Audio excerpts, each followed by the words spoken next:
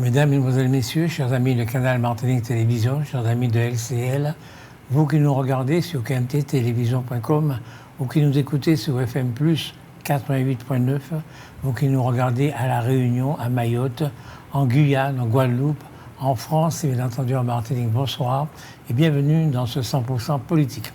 Nous avons le plaisir et l'honneur de recevoir aujourd'hui Kélan, je prononce bien? Oui. Kélan Fagour. Kélan Fagour est adjoint au maire de la ville de Fort-de-France. Il est 6e adjoint au maire de la ville de Fort-de-France. Monsieur Fagour, bonsoir, comment allez-vous? Bonsoir, ça va bien. Merci de m'accueillir et bonsoir à l'ensemble des téléspectateurs. Nous sommes particulièrement contents de vous accueillir parce qu'en général, on accueille toujours le maire, etc. Oui. Et puis, il y a dans l'ombre des gens qui travaillent et qu'on voit peu. Et donc, je suis très, très content de vous accueillir. Vous occupez de quoi au sein de cette mairie? Alors, au sein de la ville, effectivement, on est une équipe avant tout. Donc, cette mandature, on a quand même 37 élus de la majorité qui sont sur l'ensemble des quartiers, qui sont au quotidien auprès des habitants et qui s'occupent du coup de plusieurs thématiques, puisqu'on a chacun des délégations. C'est l'une des particularités de Fort-de-France, c'est que tous les conseillers municipaux, adjoints et conseillers municipaux ont des délégations. Donc, ça permet de responsabiliser tout un chacun. Et du coup, moi, je m'occupe. J'ai la délégation jeunesse, vie étudiante et lycéenne, et également l'animation des quartiers. D'accord. Vous êtes qui? Qu'est-ce que vous faites dans la vie? Alors, je suis un Martiniquais, déjà, très important et fier de l'être. Je suis aussi, du coup, originaire de Dillon, pour ceux qui ne me connaissent pas, où j'ai grandi, où ma famille est originaire, et où je suis impliqué dans le milieu associatif depuis très longtemps, engagé pour faire avancer le quartier. Et donc, au niveau, je suis également délégué à la coopération territoriale pour un dispositif culturel du gouvernement. Et votre métier, c'est quoi? Délégué à la coopération territoriale anti-Guyane pour le Pass Culture. Donc, vous êtes un fonctionnaire? Pas du tout. Mais je ne comprends pas cette fonction. Non, je ne sais pas. Je ne vais pas être long dessus. Mais c'est une société, en fait, on est un opérateur de l'État, mais on n'est pas fonctionnaire. On n'est pas fonctionnaire. Tout à fait. D'accord. Est-ce que la jeunesse est importante dans un pays, dans une région, n'importe où? C'est primordial, la jeunesse, parce que c'est ce qui fonde l'avenir d'un pays. Et donc, c'est important de s'occuper de la jeunesse, de lui permettre de s'émanciper, permettre aux jeunes d'avoir confiance en eux, de leur montrer qu'ils ont des capacités. Je dis souvent que nos papitis par ces personnes et que notre origine ne détermine pas notre avenir. Que peu importe d'où on vient, on peut accomplir de grandes choses et qu'il ne faut pas se fixer de limites. Il faut toujours être au combat, être volontaire et justement travailler pour atteindre ses objectifs. Vous avez des enfants? À l'heure actuelle, non. Mais vu que je suis dans le milieu associatif, on a toujours beaucoup d'enfants qu'on est dans le milieu associatif. D'accord. Donc pour vous, la jeunesse, c'est important? Oui. OK. Alors pourquoi est-ce que vous n'êtes que 6e adjoint? Pourquoi est-ce que c'est le 6e adjoint et non pas le 1er, le 2e qui s'occupe de la jeunesse? Pourquoi il faut que ce soit le 6e? C'est loin quand même. Je sais pas. De toute façon, ça n'a pas une très grande importance parce qu'en fait, on a une délégation dans tous les cas, donc il faut travailler. L'ordre ne joue pas sur l'impact que ça leur aura et l'importance que donne le maire à la jeunesse. Ça fait vraiment partie des priorités. C'est une demande de la population. On a plusieurs problématiques à l'heure actuelle, notamment de violence, notamment de précarité étudiante. Qu'on connaît sur l'ensemble de l'île et même à l'échelle nationale. Et la ville est justement là pour accompagner au mieux les jeunes, pour leur permettre de s'épanouir et d'avoir une vie plus agréable, un mieux-être. Donc c'est tout l'objet de la politique publique, des politiques publiques qu'on met en place avec différents dispositifs d'accompagnement en direction de ces jeunes-là. Vous êtes élu depuis quand? Alors du coup là c'est mon 2e mandat parce que j'étais effectivement élu depuis 2020, donc ça fait 6 ans. Vous avez un bilan alors? Bien sûr. Vous pouvez nous parler de ce bilan? Alors, c'est vrai que lors de la précédente mandature, c'était un peu, on l'a expliqué pendant la campagne, hein, c'était quelque chose de compliqué puisqu'on a démarré en plein Covid, comme vous le savez. Donc là, il a fallu d'abord mettre en place des mesures d'urgence pour accompagner la population dans le cadre de cette crise sanitaire qui était mondiale et qu'on n'avait pas connue précédemment. Donc cela s'est traduit à travers de l'accompagnement des familles, à travers des cellules psychologiques, un accompagnement aussi par rapport à ceux qui étaient dans des situations précaires pour avoir des paniers alimentaires. On s'est rendu compte aussi que la problématique de la santé mentale aussi a beaucoup évolué. Et on a une élue, Mme Peggy Charles, qui fait un gros travail dessus, à travers le contrat local de la santé mentale, qui réunit pas mal d'acteurs pour travailler sur cette question-là, parce que ça agit aussi au niveau des jeunes, puisque bon nombre d'entre eux ont eu des périodes compliquées à ce moment-là, et ça a eu des conséquences sur le long terme parfois. Nous avons également, lors de la précédente mandature, renouvelé le conseil municipal des jeunes foyalais, qui est en fait l'instance de représentation des jeunes au sein de la ville où ils peuvent s'exprimer. Ces jeunes sont élus par leurs pairs dans les écoles élémentaires et dans les collèges.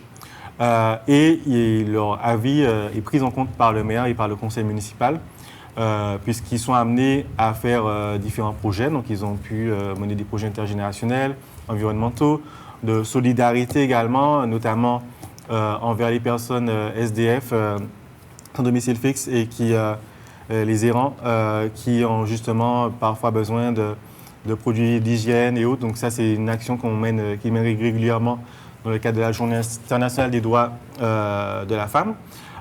Ces jeunes-là aussi, on fait un travail avec eux et on a constaté qu'il y a une évolution du début de leur mandature à la fin, puisque ce sont des jeunes qui ont pris confiance en eux, qui ont une meilleure estime, qui ont maintenant des grandes facultés d'expression, puisqu'ils ont été en plus amenés à s'exprimer au niveau national en participant notamment au congrès de la NACEJ qui a lieu tous les 2 ans. Donc c'est l'association des conseils d'enfants et de jeunes qui en fait réunit pas mal de conseils d'enfants de jeunes de toute la France. Et ils se réunissent tous les 2 ans pour échanger sur plusieurs problématiques qui concernent les jeunes. Et lors de ce congrès, les jeunes de Fort-de-France se sont fait remarquer, parce que j'ai eu de très bons retours, y compris d'autres conseils de Saint-Martin et autres. Ces jeunes-là aussi, on n'oublie pas qu'on est aussi caribéens. Ça aussi, c'est primordial de leur faire comprendre cela. Donc c'est pour cela qu'on a du coup, on leur a permis d'aller aussi rencontrer des jeunes de la Dominique, découvrir les instances aussi gouvernementales qui se présentent là-bas pour découvrir un autre système que le modèle français, parce qu'on est entouré d'îles indépendantes et il faut qu'on échange avec eux, il faut qu'on coopère avec eux. Et c'est l'un des objectifs du conseil municipal des jeunes foyalais. On a mené aussi un travail important en matière de valorisation des jeunes, parce que notamment ceux qui sont méritants, puisque depuis plusieurs années, la ville a une soirée qu'elle organise à l'époque des bacheliers, qui honore l'ensemble des jeunes qui ont obtenu leur bac. On l'a élargi ces dernières années à l'ensemble des jeunes qui ont eu un diplôme. Donc ça peut être un diplôme BTS, licence master ou autre, parce qu'il était nécessaire pour nous de valoriser l'ensemble des jeunes, pas seulement les bacheliers. Et ça connaît chaque année un franc succès et les jeunes sont très fiers d'être reçus par la ville. Donc on a pas mal de choses, aussi le Foyal Sunset qu'on a lancé, où il y a eu 4 éditions déjà. Donc là, c'est un programme qui vise justement à mettre en avant des jeunes talents, qui soient animateurs, DJ, chanteurs, danseurs, foyalais, parce qu'on a une jeunesse qui est riche au niveau culturel, artistique, qui a des compétences. Et il était pour nous primordial de mettre cet espace d'expression et en même temps de les valoriser auprès des jeunes qui parfois s'ennuyaient, parce que lors de différentes éditions, on a constaté qu'il y a une augmentation. C'est un événement qui se déroule sur la plage de la Française. La première édition, il y avait 600 jeunes. La dernière, il y en a eu 2000. Donc, c'est devenu vraiment incontournable pour la jeunesse foyalaise et plus largement martiniquaise, parce qu'on a des jeunes qui viennent de partout. Lors de cet événement-là, c'est un dispositif qui est inclusif, puisqu'on a eu l'occasion même de recevoir des jeunes qui sont en situation de handicap, parce que pour nous, toute jeune, c'est jeune. Qu'est-ce que ça veut dire, inclusif? C'est-à-dire qu'on intègre l'ensemble des publics, peu importe leurs conditions. C'est-à-dire que l'événement est gratuit déjà, donc ça permet à un jeune, peu importe ses ressources financières, de pouvoir s'y rendre et de pouvoir découvrir d'autres jeunes talentueux. Et aussi, là aussi, en matière d'accès, nous avons justement eu l'occasion d'accueillir des jeunes qui étaient, par exemple, en situation de handicap, pour que justement, ils puissent échanger aussi avec tous les jeunes qui étaient présents. Qu'est-ce que vous avez fait depuis le 27 mars, depuis votre dernière élection? Depuis le 25 mars, déjà, on a eu une campagne qui, je pense que vous en avez eu écho, puisque vous avez eu l'occasion d'accueillir des candidats qui n'étaient pas forcément évidentes, qui étaient parfois compliquées, qui a pu être aussi, à certains moments, violent. Donc, on a dû rester digne, parce qu'il y a eu beaucoup de calomnies qui ont été dites. Heureusement, les Foyalais ont continué de nous faire confiance et on les en remercie. Donc c'est vrai que la mandature présente était un peu compliquée puisqu'il a fallu justement mettre en place plusieurs choses pour atteindre un équilibre financier, ce qui est le cas actuellement. Et depuis le 25 mars, on est rentré dans une autre période, puisque on n'a pas chômé. Au niveau de la jeunesse, tout d'abord, il y a eu une alerte qui nous a été faite par des étudiants de l'IFMES, donc où ils avaient des difficultés en matière de restauration, puisque sur leur site qui est basé à Fort-de-France, à proximité du centre commercial de Bellevue, à l'heure actuelle, il n'y a pas de restauration scolaire étudiante pour eux. C'est un problème qui perdure depuis longtemps. C'est une problématique qui relève du CROUS et de l'université. Cependant, on ne pouvait pas rester insensible à leurs demandes, puisqu'on sait très bien que nos étudiants ont beaucoup de mal à joindre les deux bouts, parce que le coût de la vie est élevé. Et il était pour nous primordial de contribuer à trouver une solution. C'est pour ça qu'on a été très réactifs. On a pu recevoir les étudiants. On a fait différentes réunions avec eux. Je tiens à souligner que ce sont des étudiants qui sont très dynamiques et qui cherchent des solutions. Donc on dit souvent que notre jeunesse est là sur elle. Mais là, au contraire, on a eu des étudiants qui étaient proactifs et qui se sont impliqués dans le processus pour trouver des solutions. Et c'est pour cela que, du coup, on est arrivé à un consensus avec le CROUS où on a émis l'idée que la cantine centrale puisse produire, en tout cas jusqu'à juin, des sandwichs pour les étudiants. Donc la ville a fait tout ce qu'il fallait dans des temps records pour que ce soit mis en place. Malheureusement, on n'a pas pu aboutir malgré l'autorisation du conseil municipal et la convention qui allait être signée, puisque le CROUS n'a pas pu, avec l'université, trouver un accord pour permettre à ce que les livraisons se fassent dans des conditions d'hygiène respectables, puisqu'il y a des contrôles qui se font, bien sûr, au niveau réglementaire. Donc, il manquait du matériel. Mais les étudiants étaient ravis de voir que la ville les a accompagnés quand même à trouver une solution. On ne va pas les abandonner, on reste à disposition pour que cela se fasse, puisque ce n'est pas évident pour eux, sachant que les coûts de restauration ailleurs sont élevés et qu'à l'heure actuelle, il y a un dispositif du coup de repas à 1 € auquel ils ont droit. Et pour l'instant, ils ne peuvent pas en bénéficier sur le site. Ils sont obligés de se déplacer sur le campus. Et connaissant les problématiques parfois de transport, ce n'est pas évident si on n'a qu'1 heure pour se rendre là-bas. Donc, ça, on y travaille toujours. Autre chose qui a été fait, c'est du coup la réouverture de l'espace Foyalet de la jeunesse. L'espace quoi? L'espace Foyalet de la jeunesse. Donc, c'est un espace qui est dédié aux jeunes, qui se trouve à la rue 19 rue du Commerce, donc pas loin de la tour Lumina, et qui a été rénové, puisqu'il est géré par l'association Coup de pouce, que je félicite. Donc, aujourd'hui, on a un espace qui est convivial, qui est sécurisé pour les jeunes, où ils ont plusieurs espaces, un espace de détente, un espace de travail, un espace de réunion, où ils peuvent justement se retrouver, monter des projets ensemble, créer des associations, pourquoi pas. Et ils ont un accompagnement aussi sur place. Il y a aussi un espace qui est dédié à un point information jeunesse, parce qu'il existe actuellement beaucoup de dispositifs qui sont parfois méconnus.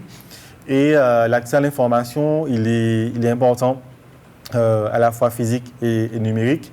Et pour le coup, c'est un endroit où on peut retrouver tout ce qui existe en matière d'accompagnement pour les jeunes, que ce soit dans leur vie étudiante, en matière de logement, en matière d'insertion professionnelle, ou encore tout simplement pour une aide au permis, puisque c'est coup de pouce à un dispositif en la matière.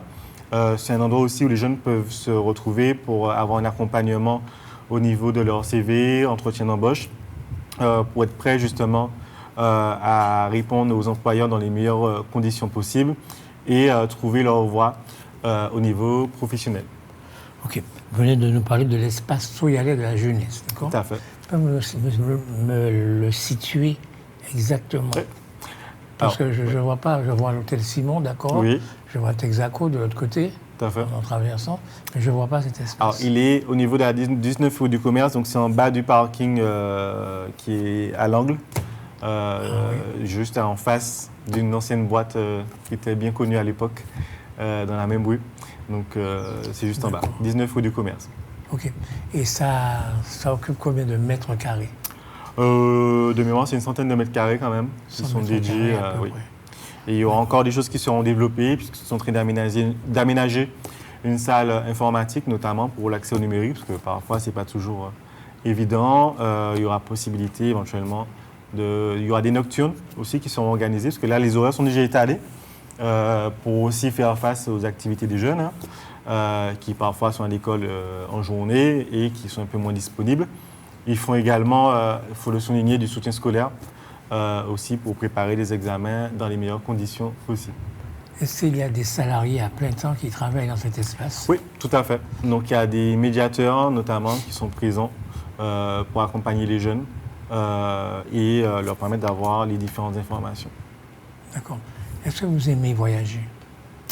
Oui, je voyage, oui, parce que j'estime que aller découvrir d'autres pays, c'est primordial pour l'ouverture d'esprit, pour découvrir d'autres systèmes. Ça permet aussi de voir des choses qui fonctionnent, de trouver d'autres solutions. Bien sûr, tout n'est pas duplicable, hein, mais je crois en l'échange entre les peuples. C'est important, surtout qu'on est entouré d'îles et de pays qui sont tous différents, hein, et qui ont tous des particularités. Et je suis persuadé que c'est en échangeant et en coopérant qu'on pourra avancer tous ensemble. Tous ces pays ont des particularités par rapport à nous. Pas par rapport à nous, mais par rapport à eux-mêmes, entre eux aussi. Pas forcément par rapport au système dans lequel on est, mais entre la Barbade et Sainte-Lucie, ce ne sont pas les mêmes problématiques. En Sainte-Lucie et la Dominique non plus. Dans ce qui nous concerne, nous allons là-bas parce qu'ils sont différents de nous. C'est plus enrichissant. Chaque pays a sa propre personnalité, hein, je dirais. Donc, non, nous sommes tous différents, bien sûr, même s'il y a des choses en commun, au niveau parfois de la culture, au niveau de la gastronomie. Mais nous sommes riches, tout un chacun. D'accord. Si vous avez des voisins, là où vous habitez, oui. Est-ce que votre priorité, c'est d'être bien avec vos voisins? Bien sûr. D'accord. Est-ce qu'il vous arrive de vous entendre mieux avec des gens qui ne sont pas vos voisins qu'avec des gens qui sont vos voisins? Mais il arrive les deux. Ça dépend de notre niveau de sociabilité. Qu'on est en diplomatie, en fonction des intérêts aussi du pays, ça joue. Donc forcément, il y a des périodes de négociation, d'échange, et on peut avoir des accords avec des gens qui peuvent être plus loin que ceux qui sont proches. Après, l'idéal, c'est d'être bien avec ceux qui sont proches. D'accord. À votre avis, un jeune Martiniquais apprendrait plus en allant à Sainte-Lucie ou en allant en Norvège? Ça dépend de son domaine, déjà, dans lequel il veut travailler. Indépendamment du travail. Il a 16 ans, 15 ans, il ne sait pas, il voyage. Ça dépend. Parce que pour le coup, on a quand même l'université des West Indies, donc, qui n'est pas présente à Sainte-Lucie, parce que là, pour le coup, c'est le mauvais exemple. Mais par exemple, à Grenade, ils ont une excellente faculté. Non, je ne vous parle pas de faculté, je vous parle d'un individu qui a 15 ans. Il n'y a pas d'université. Il voyage. Ah, d'accord. Il voyage. Il voit avec ses parents. Il vaut mieux qu'il aille à Sainte-Lucie ou en Norvège? Ah, en voyage, juste pour découvrir? Oui, voyage. Personnellement, je dirais Sainte-Lucie, parce que pour moi, il est nécessaire de connaître d'abord notre environnement proche avant de connaître ailleurs. Pourquoi? Parce que, en termes de solidarité, ne serait-ce que ça, c'est primordial, puisque nous arrive quelque chose, un événement, ils peuvent très bien nous accompagner, nous aider. Donc déjà, et puis en matière d'échange, en matière de commerce, aussi, c'est mieux de connaître ses voisins. Et puis notre culture aussi va se rapprocher et sera plus propice à faire des échanges. D'accord.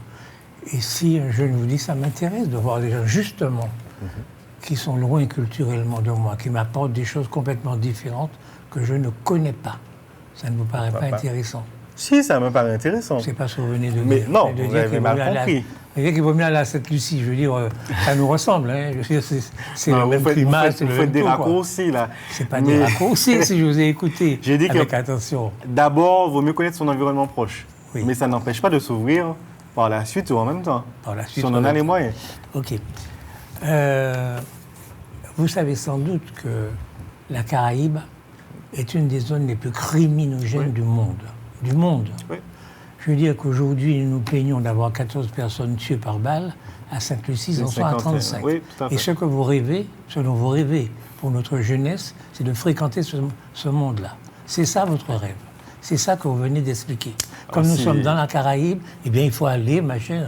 Et est-ce que vous vient à l'idée que, justement, il faut essayer d'aller dans des endroits où il y a moins de morts, moins de problèmes, etc.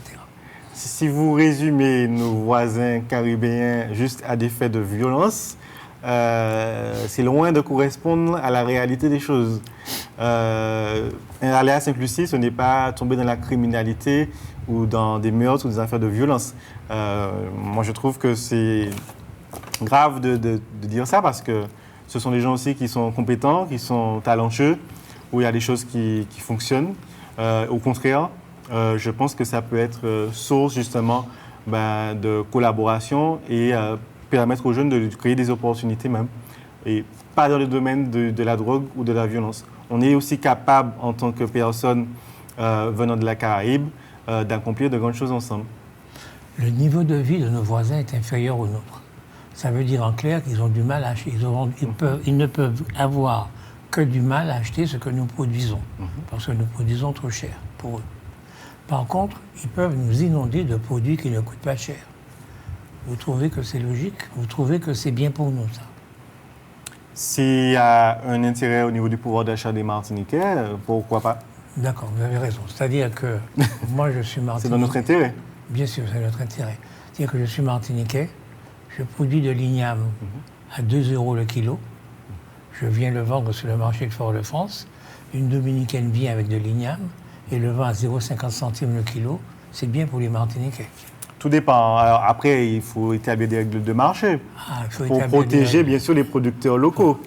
Ça va de soi. Mais si les produits sont de qualité et qui n'existent pas en Martinique, pourquoi pas? Nous produisons les mêmes choses. Vous le Pas savez forcément. très bien. Écoutez, à peu de choses près, c'est la même économie. Il y a des productions spécifiques qui existent. C'est votre vision des choses. C'est pas ma vision. Je veux dire que c'est la même agriculture, c'est les mêmes produits de base. Ils ont quelques industries aussi quelques qui bonbons. existent. Mais bien sûr. Donc, mais aussi. c'est marginal, vous le savez très bien. C'est pas... Il y a toujours des pistes d'évolution. Monsieur Laouchi, on ne peut pas non plus se refermer sur soi. S'il y a des possibilités, par exemple, d'acheter du savon, je prends un exemple, à Sainte-Lucie et qui peuvent augmenter leur production et que ça peut coûter moins cher pour les Martiniquais et que ça n'existe pas ici, pourquoi pas? Après, chacun, on est dans le monde économique, il y a des règles de concurrence. Bien sûr, il faut protéger notre marché et nos producteurs locaux, ça va de soi, mais ça ne nous empêche pas d'importer ailleurs, auprès de nos voisins, si ça coûte moins cher que d'importer à 10 000 lieues. Vous êtes européen ou pas? Nous faisons effectivement partie d'un ensemble européen à l'heure actuelle, puisque nous sommes français, la France est membre de l'Europe. La Martinique fait partie de l'espace Schengen à l'heure actuelle. Mais est-ce qu'on se ressent en tant qu'Européen? Ça reste délicat. Dans les faits, c'est le cas. mais nous sommes également caribéens, du coup, puisqu'on fait partie en plus maintenant officiellement des instances régionales. En tant que membre associé, le CARICOM. Oui, c'est déjà une très bonne avancée. Oui. Non, mais je suis embêté parce que... Pourquoi? Parce que vous ne connaissez pas l'ombre de poèmes barbadiens, trinidadiens, saint-luciens, etc., alors que vous en connaissez des dizaines de poèmes français. Parce que vous êtes européen. Que vous le vouliez ou non, vous êtes européen.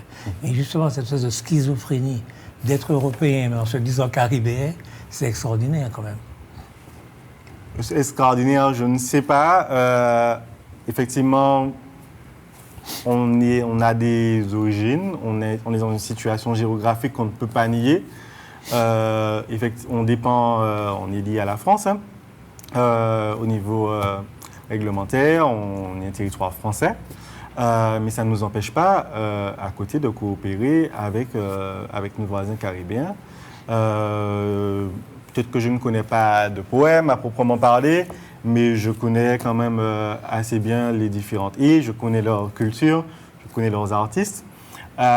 Et pour moi, ça ne m'empêche pas de me sentir caribéen.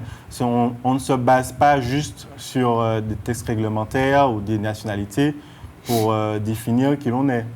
Ce ne sont pas juste des papiers. Parce que pour vous, la France, être français, c'est juste des papiers. Non, ce n'est pas des papiers seulement. Parce qu'on a une part d'histoire commune avec la France, c'est une réalité. Donc on n'a pas une part d'histoire commune avec la France. Toute notre histoire est commune avec la France, toute notre histoire. Parce que les Martiniquais, vous et moi, nous sommes nés en Martinique en même temps que la traite négrière. Nous n'existions pas avant. Nous avons commencé à exister au moment de la traite négrière. Donc nous sommes plus français que les Savoyards, que les Niçois, que les Auvergnats, etc. C'est un fait. J'insiste sur ça, je discute avec vous, parce que vous êtes responsable de notre jeunesse, dans une ville importante qui est Fort-de-France. Et donc, il faut bien expliquer, savoir ce que notre jeunesse veut faire, quel combat elle va mener, quelle voie elle va entreprendre, etc. Donc, quand vous me dites, ben moi, je vais les pousser vers la Caraïbe, parce que c'est plus près, je dis, mais il ne sait pas que les emails, ça va vite, que le téléphone, ça va vite, que l'avion, en 30 minutes, on est à l'endroit. C'est bizarre de dire que la proximité doit déterminer nos amitiés, notre façon d'être, notre culture et le reste. On ne va pas se limiter, comme je vous l'ai dit. Mais il me paraît essentiel quand même de coopérer avec nos voisins. Même si on peut être ouvert sur le monde, il y a des jeunes aussi de Martinique qui sont épanouis et qui ont réussi dans différents endroits, au Canada, en Afrique, en Europe, comme vous disiez, puisqu'on est sommes européens. On bénéficie des programmes Erasmus, où il y a des jeunes aussi qui vont découvrir pays européens. Mais je ne vois pas en quoi ça empêche un jeune aussi de découvrir les îles qui sont autour de chez lui. Les deux sont faisables. Je veux dire que parfois on a des choix à faire. Mais chacun fait ses choix personnellement en fonction aussi de ses affinités. Ce que je suis en train de vous dire, c'est que vous avez une responsabilité. Vous pouvez diriger les choix de la jeunesse, vous pouvez leur donner des conseils. C'est d'ailleurs votre boulot. Vous êtes obligé de faire ça. Et donc, si votre conseil, c'est d'aller dans la Caraïbe, bon, c'est ça qui m'interpelle un petit peu. Est-ce que, selon vous, la Martinique est en train de véritablement s'intégrer dans la Caraïbe? Est-ce que le fait qu'on soit un membre associé de la CARICOM, etc., est-ce que ça veut dire que tous les Martiniquais sont en train de regarder davantage la Caraïbe qu'auparavant? Ben, ce n'est pas juste l'adhésion de la CARICOM qui va, à elle seule, permettre de changer les choses. Pour justement qu'il y ait une meilleure coopération, ça implique plusieurs choses, hein, notamment une amélioration au niveau de l'accès au transport, que ce soit par voie fluviale ou par voie aérienne, puisque les déplacements sont essentiels dans la coopération, peu importe la zone géographique où on se situe. Et puis après, bien sûr, il faudra que chacun on s'en saisisse si nécessaire, si c'est le projet de société, bien sûr, que l'on souhaite, et justement en maximisant les échanges au niveau économique, au niveau social, au niveau culturel, pour voir justement qu'est-ce qu'on peut construire ensemble.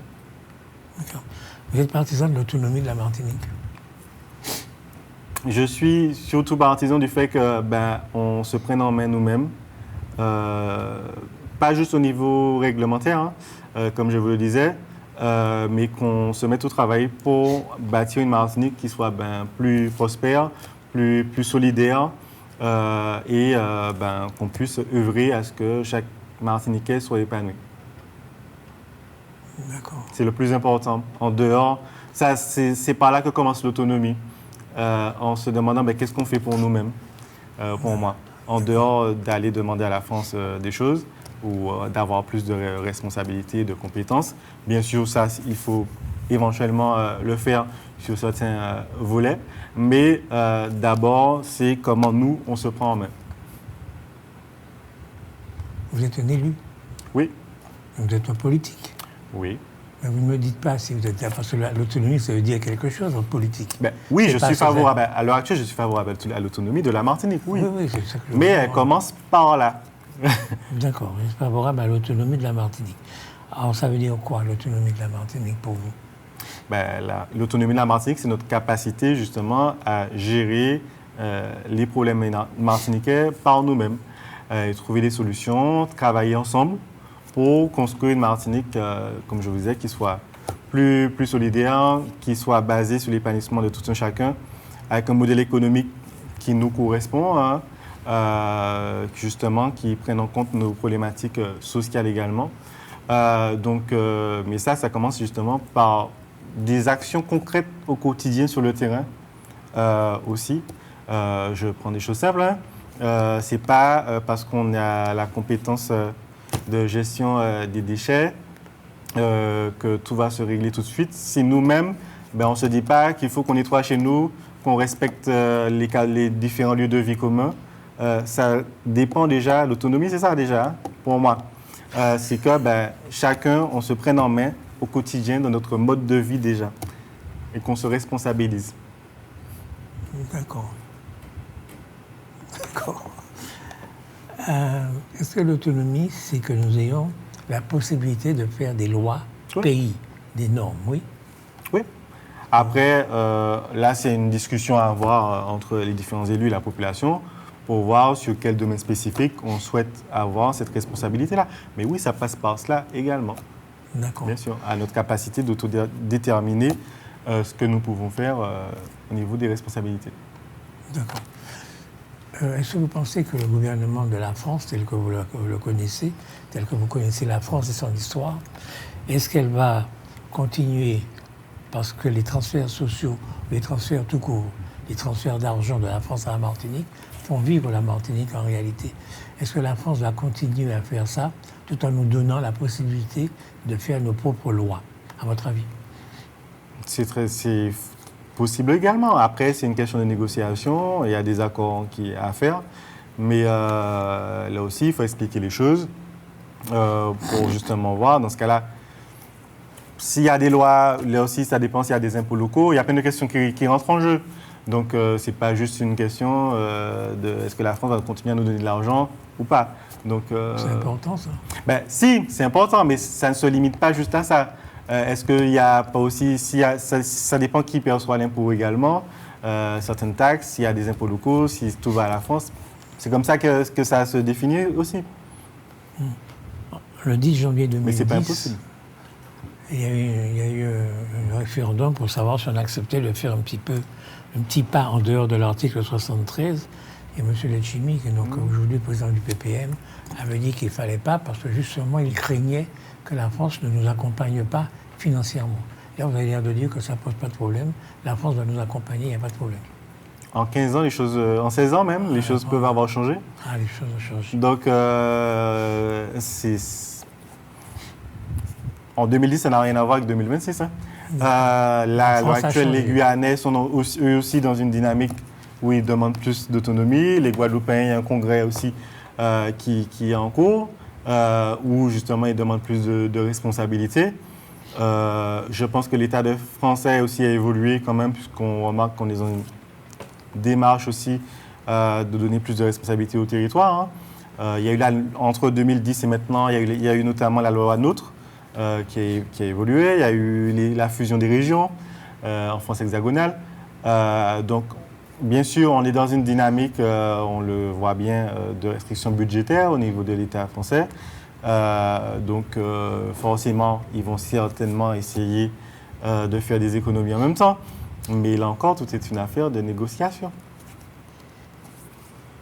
Est-ce que nous sommes des Français à part entière aujourd'hui? Est-ce que vous ressentez que nous sommes considérés comme des Français à part entière?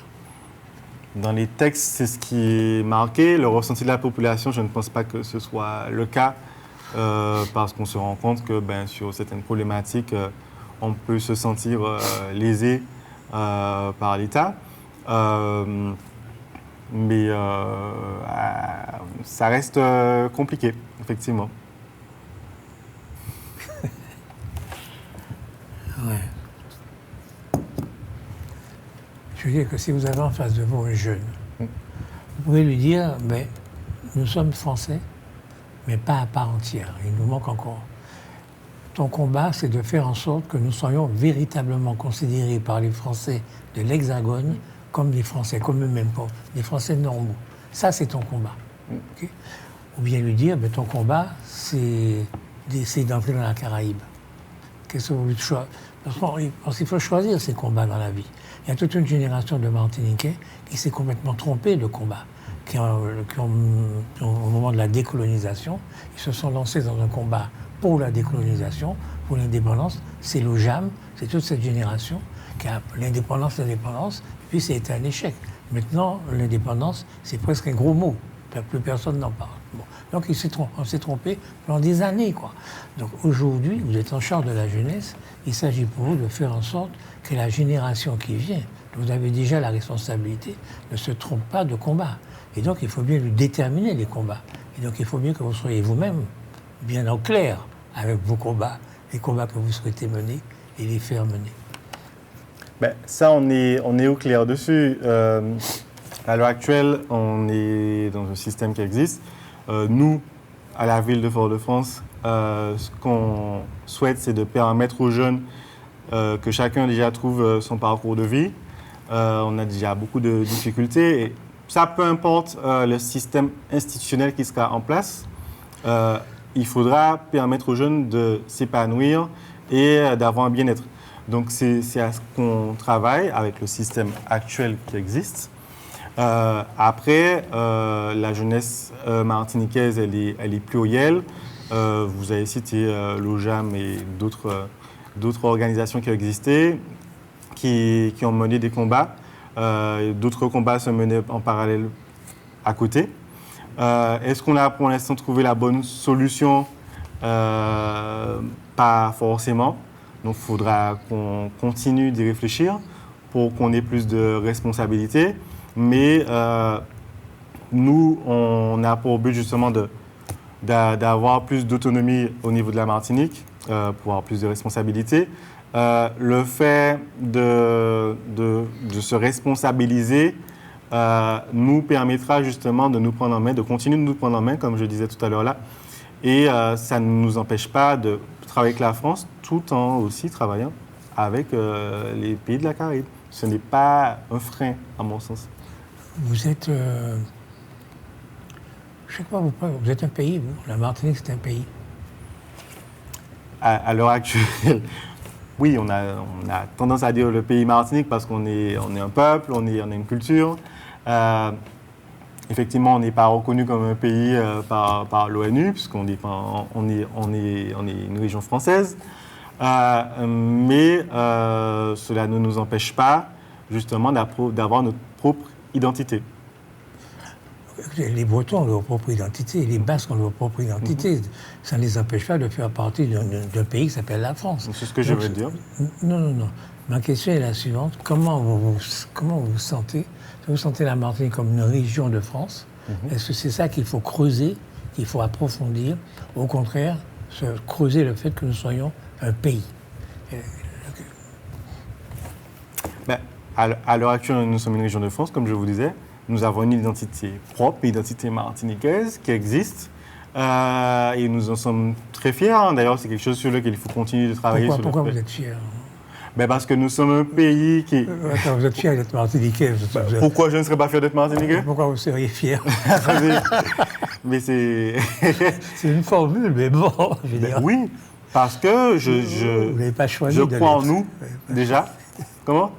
Vous Je n'avez n'ai pas choisi de l'être, donc Vous n'avez rien comme je ne choisi. l'ai pas choisi, comme ça m'imposé, je ne peux pas être fier de l'être. Non, mais je dis que c'est une formule tellement bateau, je suis fier d'être C'est martiniquais. pas... Non. Donc on avait demandé pourquoi, je veux dire. Mais c'est Non, que c'est pour plaisanter. parce que je suis fier de notre histoire, des combats qui ont été menés. Je crois qu'on est un peuple qui a de grandes capacités, qui a déjà justement permis d'avoir de grandes personnes au niveau international même. Et que nous, on a la possibilité d'aller encore plus loin. Et puis, il ne faut pas se diminuer non plus. Je dis souvent qu'on est, on est des enfants du soleil, qu'on a l'énergie du soleil, la dynamique de la mer aussi, parce que on est sur une île. Et on ne doit pas se limiter par rapport à cela. On ne doit pas rester dans un petit esprit qui nous dit qu'on vient d'un endroit qui peut-être qui est petit à l'échelle du monde, mais que nous, on peut justement le faire grandir et le faire évoluer. Donc, et le fait d'être un pays ou une région française, ça ne change rien au fait que je sois fier d'être martiniquais, au fait que je pense qu'on a les capacités d'aller au plus loin. Le plus grand martiniquais pour vous, c'est qui? Moi, ça reste Aimé Césaire. C'est comme c'est surprenant. Ah, votre réponse est très surprenante. Et pour autant, je ne suis membre d'aucun parti, il faut le souligner. Mais, vous êtes quand même un petit peu proche du PPM. Oui, je suis proche du PPM. Bon, donc c'est Aimé Césaire. Oui. D'accord. C'est le chantre de la négritude. Tout à fait. Comment expliquez-vous que la ville de Fort-de-France ne soit jumelée avec aucune ville d'Afrique? La ville de Fort-de-France est, à ma connaissance, jumelée avec aucune ville à l'heure actuelle. Parce que justement, selon ce que j'avais compris, c'est qu'à l'époque, Aimé Césaire estimait qu'on pouvait travailler avec n'importe quelle ville et qu'il ne fallait pas juste faire des partenariats avec une ville précise. Et le lien avec l'Afrique, il reste fort. On a déjà eu beaucoup de représentations de troupes africaines qui sont venues lors du Festival de Fort-de-France. Ils sont toujours reçus très bien par le maire. On a eu des rois et autres qui sont venus encore de là-bas, qui sont venus lors de la présentation et qui ont été accueillis à Fort-de-France, pour qui Aimé Césaire, effectivement, représente le chant de la négritude et que c'était pour eux important de venir dans son pays, découvrir nos réalités aussi. Donc, non, faut pas se fermer dans des cadres juste administratifs. On est encore libre de faire la coopération avec toutes les villes, même si on n'a pas de jumelage. D'accord. À Fort-de-France, à la Croix-Mission, il y a une statue de M. Gandhi. Comment se fait-il que la ville de Fort-de-France, menée pendant si longtemps par le chantre de la négritude, n'ait pas trouvé un Africain qui pouvait être digne d'avoir sa statue à Fort-de-France? Ça, en fait, c'est à nous.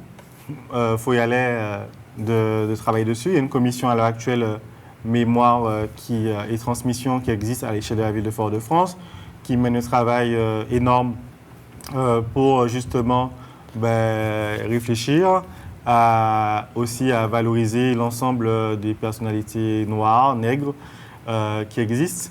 Il n'existe pas peut-être de statut, sauf si je me trompe, mais il existe par exemple une avenue, Léopold Sédar Senghor, il y en a plein, il y a Patrice Lumumba et d'autres qui sont valorisés à l'échelle de la ville. Donc il ne faut pas croire que la présence africaine n'est pas dans nos lieux publics. Au contraire, elle est là, tout comme il y a aussi des lieux qui sont consacrés à rendre hommage à des leaders d'Amérique latine et ailleurs dans le monde. Donc non, pas du tout. Je n'ai pas cette impression qu'on met de côté l'histoire africaine sur le territoire de Fort-de-France. C'est autre chose qu'une rue, quand même. Bien sûr. Après, on peut toujours éventuellement le faire. Après, non, je ne vous demande pas de rien faire du tout. Hein. Je suis étonné, mais bon, vous faites ce que vous voulez. C'est une réflexion.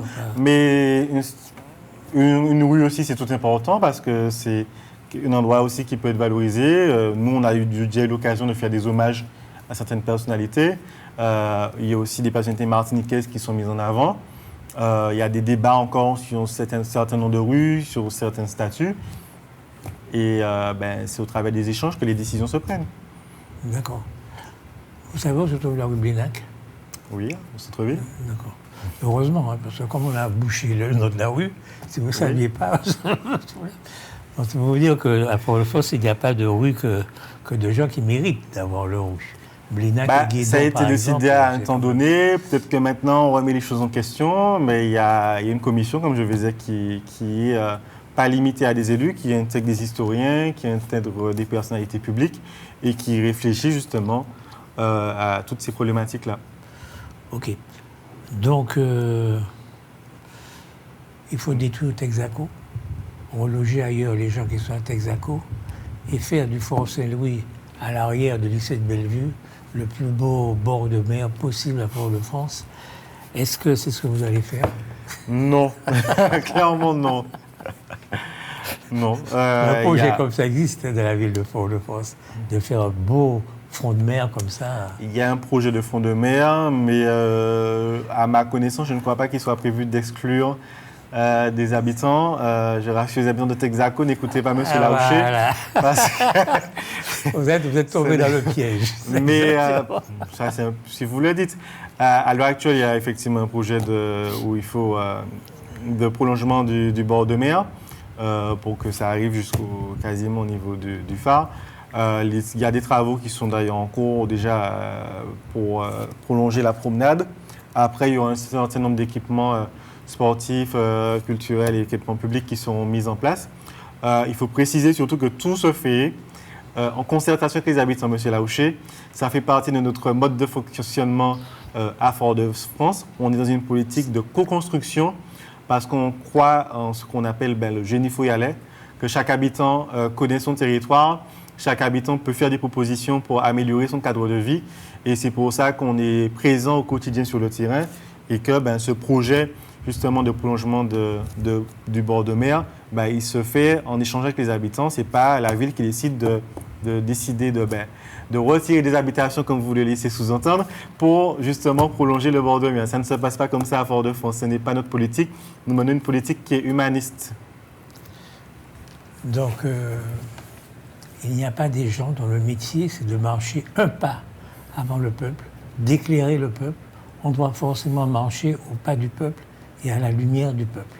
Autrement, on ne marche pas. C'est ce que vous venez de me dire, là. Mais c'est ce que vous venez de me dire. On peut très bien éclairer le peuple et marcher avec le peuple. Un leader qui ne connaît pas son peuple ne ira pas très loin. Même s'il marche avant lui, il va finir par tomber. Dans tous les cas. Non, Lénine disait un pas, mais pas 10. On sait comment a fini Lénine. Un pas avant, quand même. Comment? On sait ce qui est arrivé après. Ce qui est arrivé après, c'est l'Union soviétique, qui était la plus grande puissance du monde, excusez-moi. Oui, hein. Mais... ceci dit, c'est un vrai problème. Vous occupez des quartiers, de la jeunesse dans les quartiers. Oui.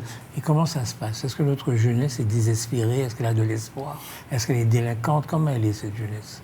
Une jeunesse est plurielle. On a de tout. On a des jeunes qui sont déjà établis, d'autres qui ont besoin d'accompagnement pour construire leur parcours de vie. Et la ville est là justement à travers différents dispositifs aussi avec les institutions pour cela. On a des médiateurs qui sont sur le terrain au quotidien aussi. Et donc cette jeunesse à Fort-de-France, elle garde espoir malgré tout. Elle a besoin qu'on lui fasse confiance. Et nous, c'est ce qu'on fait.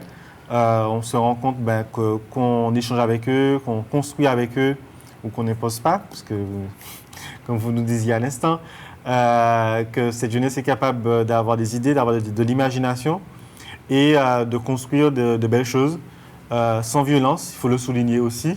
On remarque ça aussi, qu'on travaille avec eux, tout se passe dans les meilleures conditions possibles, il faut le souligner, parce qu'on a beaucoup de préjugés sur notre jeunesse. effectivement, il y aura une partie où il y a parfois des délinquants, il y a des gens qui ont besoin d'aide, qui sont dans des situations compliquées. Hein. Il faut le comprendre et l'entendre et trouver des solutions aussi pour eux. Il ne faut pas les laisser en marge parce que personne ne doit être mis de côté. Et donc, c'est ce qu'on s'emploie de faire dans l'ensemble des quartiers. Quels sont les quartiers les plus en difficulté à Fort-de-France? Je ne classifie pas les quartiers de Fort-de-France par niveau de difficulté. Des difficultés concernant quoi? Il y a plein de problématiques sur les quartiers de Fort-de-France. Il y a des quartiers qui sont plus à l'aise dans certains domaines, d'autres dans d'autres domaines et d'autres dans moins. Donc, non, je ne dirais pas qu'il y a de quartiers difficiles à Fort-de-France. On a une centaine de quartiers sur la ville. Chacune a... Une centaine? Oui. 134, si je ne me souviens pas bien. Chacun a son identité. Les solutions, il n'y a pas une solution qu'on peut dupliquer partout. Parce que, comme je vous disais, les problématiques sont différentes. Donc non, on ne peut pas dire cela. Par contre, je reste persuadé que chaque quartier a des capacités et les habitants peuvent justement faire de bonnes choses. C'est ce qu'on a fait justement dernièrement sur Dillon. Tout le monde sait que c'est un quartier qui me tient à cœur. Mais on sort 2 mois d'activité culturelle, sportive et socio-éducative avec le Maître Dillon. On était à la 47e édition, donc un événement qui est devenu périn et dont les habitants se sont emparés, puisque cette année, en un temps record, en 3-4 réunions, on a pu faire un programme avec plus de 30 actions, regroupant une quinzaine d'associations et plusieurs habitants. Cela n'existe nulle part ailleurs en Martinique, hein, tout simplement. Parce que quand on a des fêtes patronales ou ce type de choses-là, c'est plutôt sur 2 week-ends. Mais avoir un programme d'action sur 1 mois sur un quartier, en allant partout dans le quartier, dans tous les lieux, en revisitant des lieux, en ayant de l'originalité, de la créativité, c'est pas négligeable. Surtout qu'il n'y a eu aucun fait de violence aussi, il faut le dire. Il y a eu des milliers de personnes qui ont participé aux actions cumulées. Il y a eu des actions le soir. Et on n'a vraiment rien déploré, alors qu'il y avait, alors qu'on les stigmatise parfois, beaucoup de jeunes présents et ils ont eu un excellent comportement. C'était très souvent intergénérationnel, il y a eu beaucoup de solidarité. On sort du bilan hier et on a vu que les associations étaient heureuses parce qu'il y avait de la joie, de l'amour, il y avait un esprit, je dirais, qui était là. C'est ce qui en ressort et c'est beaucoup de fierté pour l'ensemble des acteurs qui y ont contribué. On a d'autres quartiers, on a une vie associative très riche, comme Floréal, comme Rivière-Laure, comme Bocanal, et il y en a plein d'autres à citer, où on a des habitants qui se prennent en main, qui se responsabilisent et qui mènent des actions. Bien sûr, la ville est là pour les accompagner en ce sens. Donc là, on vient justement de voter en conseil municipal une subvention pour les différentes fêtes de quartier, donc à Dillon, à Floréal. Il y a eu Trénel aussi, qui a eu un très beau programme pendant le week-end du 22 mai. Et puis également Balata, où justement on accompagne les associations au niveau financier, mais également à travers de la logistique, bien sûr, Podium, Barrière. Je remercie, du coup, j'en profite pour remercier les agents de la collectivité qui sont présents au quotidien sur le terrain pour permettre que tout se passe dans les meilleures conditions possibles. Comment expliquez-vous que quand on demande aux Martiniquais ce qui les préoccupe le plus, ils disent la sécurité? Oui. Parce que ce que vous venez de dire là, c'était idyllique, quoi. Je veux dire, on a l'impression que tout va bien. Or, nous avons un sentiment d'insécurité. D'où ça vient? Je pense que si vous demandez aux personnes qui ont participé à ces actions-là, ils vous diront qu'ils n'ont pas eu de sentiment d'insécurité parce que justement, la population s'est prise en main. Il y a des fois où on a mis des dispositifs de sécurité en place, avec fouilles notamment pour les concerts, etc. Parce que justement, la population a besoin d'être rassurée. Il y a d'autres fois aussi où ce sont les habitants qui se sont pris en main et qui ont fait la médiation. parce que là aussi, c'est à nous aussi. À l'époque, les voisins, les tontons pouvaient réprimander l'enfant, n'importe quel enfant, ce qui se fait de moins en moins. Et il faut justement que on se responsabilise et qu'on ne se défausse pas sur l'autre à chaque fois. Il y a un sentiment d'insécurité, effectivement, qui peut exister sur le territoire, à l'échelle de la Martinique et plus largement. Mais c'est à nous de travailler pour que ça ne devienne pas quelque chose où on est anxieux, que ça nous limite dans nos libertés. Ça, c'est primordial. On ne doit pas banaliser, stigmatiser la violence. Moi, je suis à chaque fois un peu sidéré quand je vois qu'il y a des meurtres et autres. Et il faut que nous, on dise stop. On a eu l'occasion de le faire, je vais reprendre l'exemple de Dillon, mais à travers des rassemblements, parce qu'il y avait une fusillade à l'époque.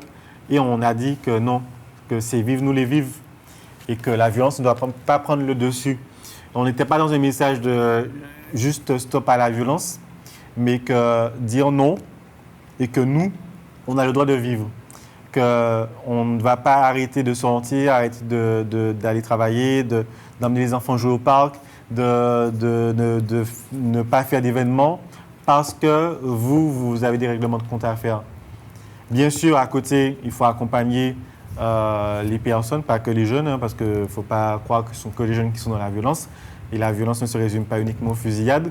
Il faut accompagner justement les publics qui ont des difficultés pour qu'ils ne tombent pas dans la violence, qu'ils ne tombent pas dans les drogues. C'est un travail qui est fait par tous, de responsabilité.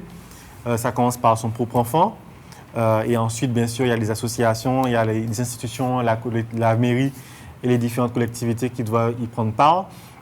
L'État a un rôle à jouer qui est très important parce que aussi, il faut que ce soit réprimé comme il le faut.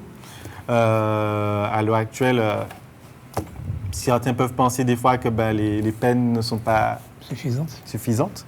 Donc là aussi, il faut que parfois ça serve de leçon, tout simplement, pour ne pas inspirer d'autres dans le mauvais sens du terme. Et on a besoin qu'il y ait récurrence et qu'on ait plus de moyens, de forces de police. Et c'est une demande qui est récurrente du maire, qui monte au créneau au quotidien, qui a eu l'occasion de s'impliquer dans différents forums de la sécurité, même au niveau européen, parce que je sais que vous tenez tant à l'Europe. Bien sûr, nous avons aussi des solutions qui sont mises en place à travers les médiateurs qui sont présents dans les quartiers, à travers la police municipale qui est présente même de nuit, et à travers le déploiement aussi de la vidéosurveillance qui se fait sur l'ensemble du territoire, avec notamment des caméras maintenant qui sont intelligentes, donc qui détectent les mouvements, qui peuvent déjà faire un premier tri. Là aussi, ce sont des dispositifs assez innovants qui, j'espère, dans les prochains mois, années, vont nous permettre justement de diminuer cette violence-là. Mais la violence, ce n'est pas juste cela. Il faut qu'on travaille aussi à la prévention plus tôt. On a constaté notamment qu'il y a eu des phénomènes de gangs au niveau des jeunes qui se sont développés. Donc là aussi, il faut qu'on soit vigilant, qu'on puisse détecter ces jeunes qui commencent à tomber dans des phénomènes de violence pour justement les rediriger, voir comment les accompagner et favoriser leur insertion dans la société. Parfois, c'est aussi des frustrations qui génèrent ça. On peut être dans une famille qui est dans la précarité, on est envieux parce que on voit que les autres peuvent faire d'autres choses qu'on n'arrive pas à faire. Et on va aller voler une moto, on va aller faire un cas. Ensuite, et ainsi de suite, la personne qui a volé la moto va peut-être aller ensuite faire un meurtre ou autre. Donc, on tombe dans un engrenage qui va assez vite, parfois. Ce sont des valeurs qu'il faut déjà réapprendre aux jeunes aussi, la valeur du travail, la valeur du respect, pas voler bagaimoun, parce que chaque personne a acheté ses affaires et il faut respecter les biens des autres.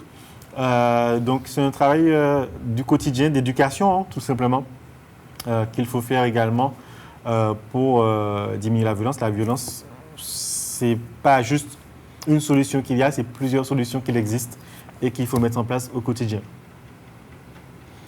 On dit que prévenir la violence, c'est aussi donner du travail aux gens, c'est lutter contre le chômage. Oui. Aujourd'hui, là où nous en sommes, est-ce que vous avez cette impression-là? Est-ce que vous avez l'impression que si on réduit le chômage, on va réduire la criminalité, où les gens vont se dire, bon, je travaille, mais je gagne 2 000 euros par mois, en vendant de la drogue, je gagnerai 10 000 euros, C'est ça. donc je fais la drogue. Est-ce que le narcotrafic est introduit dans notre réalité aujourd'hui? Le narcotrafic est un peu trop présent à l'heure actuelle dans notre réalité. C'est une économie parallèle qui fait que là aussi ça entraîne de la violence. À l'heure actuelle, c'est compliqué au niveau de convaincre une personne qui est dedans de sortir juste pour... Mais si c'est pour le SMIC, c'est même pas la peine. Parce que l'intérêt de la personne ne va pas avoir son intérêt, tout simplement. On aura des difficultés par rapport à cela.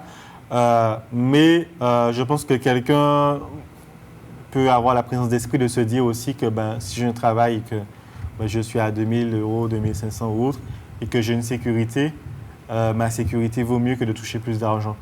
Ça aussi, il faut le faire comprendre que peut-être que tu vas faire 10 000 euros, mais que si tu es mort dans 2-3 jours, ça te sert à quoi de faire 10 000 euros? Alors que si tu as un travail, que tu es fier de ce que tu fais et que tu touches ton petit 2 000 euros, au fur et à mesure, peut-être que tu vas évoluer et ensuite trouver ta voie et construire une vie qui soit plus sécurisée, plus apaisante.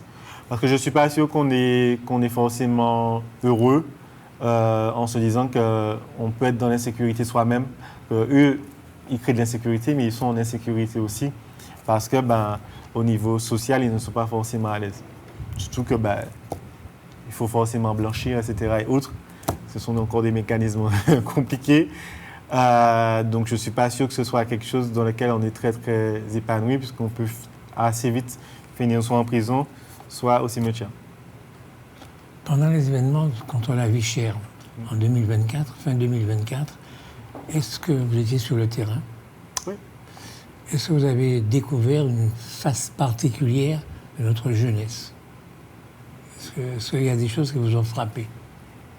Découvrir une phase particulière, déjà, dire de notre jeunesse, je ne devrais pas utiliser ce raccourci-là, parce que si vous voulez parler des émeutes, il n'y avait pas que des jeunes. Faut pas inclure tous les jeunes dans cela, ce serait injuste par rapport aux autres. Il y a effectivement eu des phénomènes qui se sont faits et qui existent sur tout type d'événements de ce type-là. On vient d'en avoir encore, c'était même pas une crise sociale, mais à Paris, c'était pareil lors de la victoire du PSG. Donc c'est vrai qu'il y a certains qui profitent, qui sont de base déjà parfois dans la délinquance et qui profitent de ces événements-là pour justement casser, piller. Non. Après, je condamne... Vous avez vu sortir des armes dont vous ne vous doutiez pas de l'existence?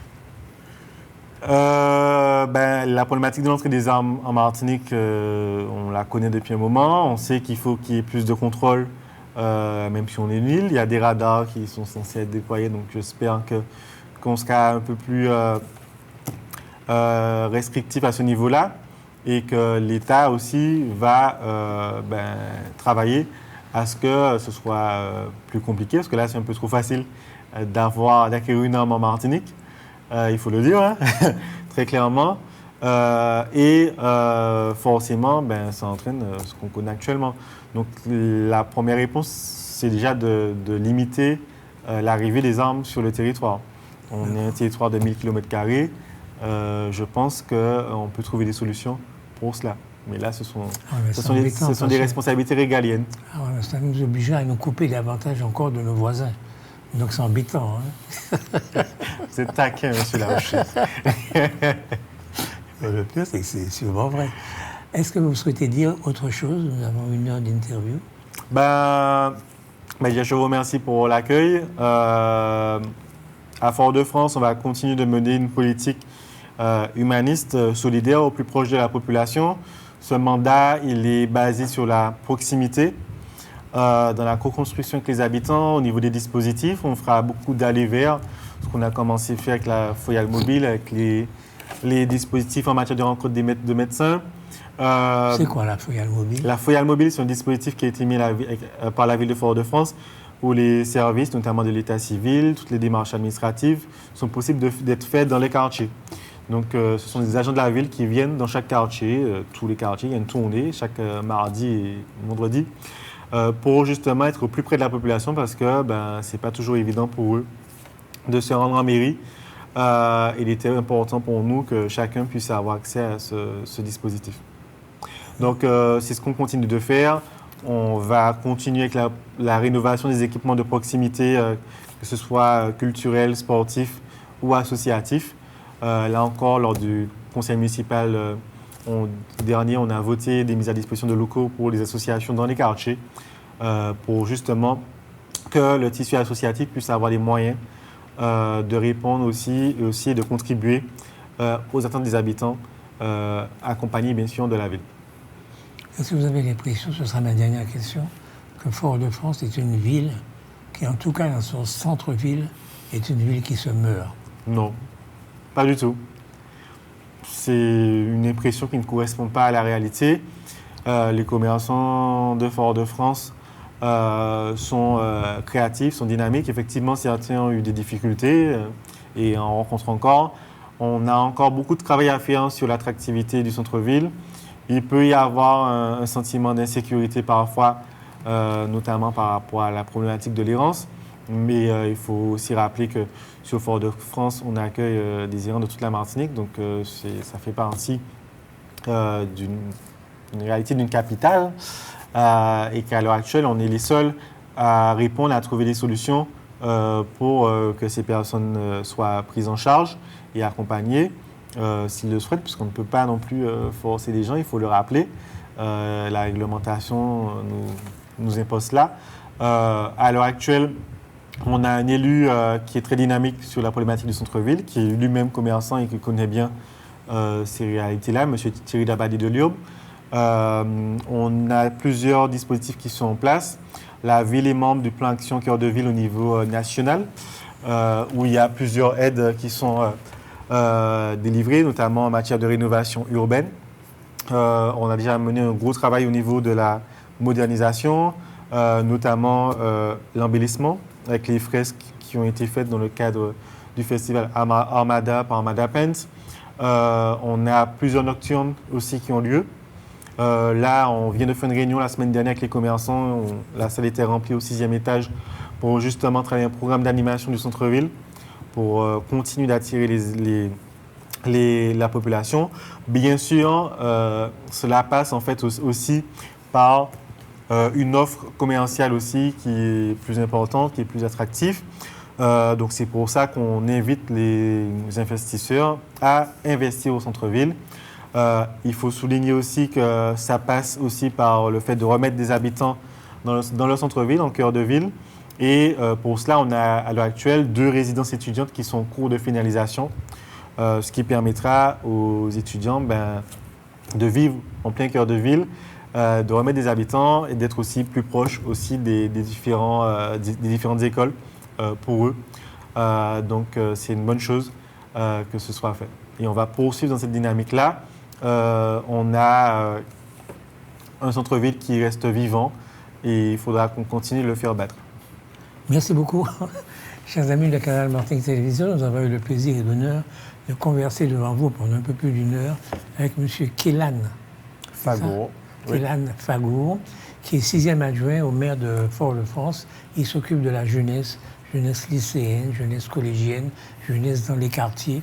Merci M. Fagour de nous avoir honoré donc de votre présence. Merci à vous. Au revoir et merci.